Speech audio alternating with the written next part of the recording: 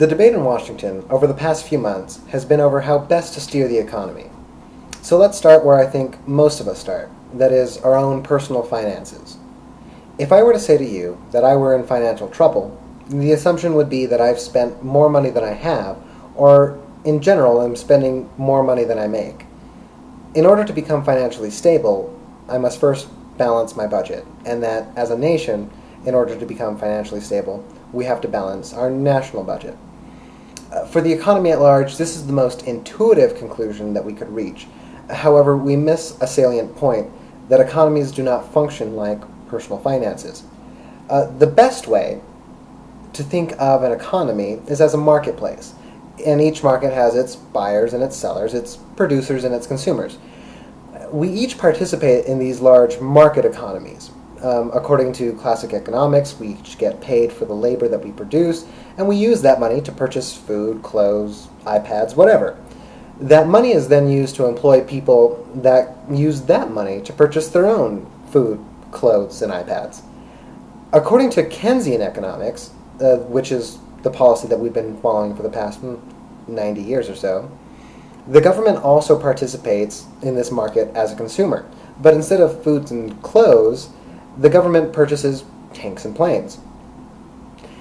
If we look at our current economic crisis, we see high unemployment figures, which directly translate into a decline in consumption. This means that producers will have to scale back production and may even have to fire the staff, who will then have less money to purchase goods. You can see how this kind of loop feeds on itself. If we were to ask Keynes what we should do, he would tell you that the government should increase spending in order to keep the producers afloat. And remember, by protecting the producers, we're also protecting their employees, thereby protecting total consumer spending. Now, that might seem a little counterintuitive. However, we've tried this experiment before.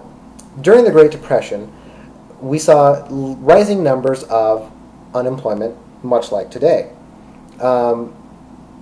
The government quickly acted to enact certain benefits for the unemployed, kind of like they've done today. However, in an effort to maintain the balanced budget that we had prior to the Great Depression, as soon as those programs were shown to be effective, they were disbanded. The result was a double-dip recession. Growing faith in the markets faltered, unemployment rose, and consumption fell. To make matters worse, an irrational fear of rising debt and runaway inflation prompted the Federal Reserve to raise interest rates and constrict the money supply. Many small businesses and banks had less access to liquid cash and had to close their doors, again adding to the unemployment rate and hurting consumer spending. What ended the Great Depression? It was a massive public spending program known as World War II. Once the government started spending money on the war effort, people were put back to work in producing tanks and planes. At around the same time, many civic and infrastructure programs were also undertaken, which produced many jobs in the construction sector.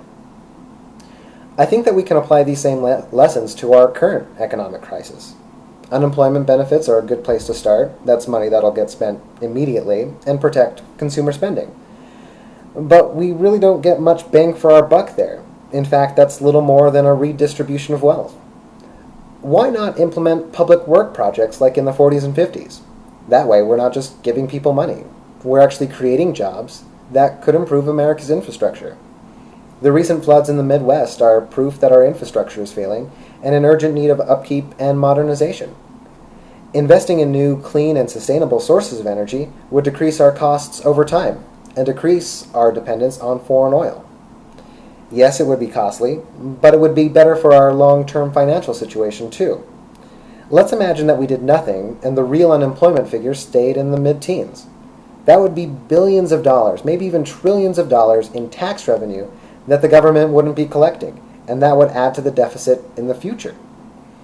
I'm not saying that the deficit isn't a problem, and 3 years ago, I was a proponent of deficit reduction.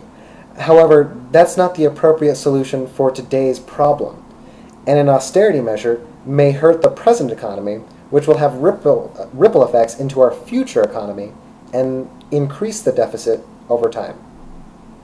Thank you.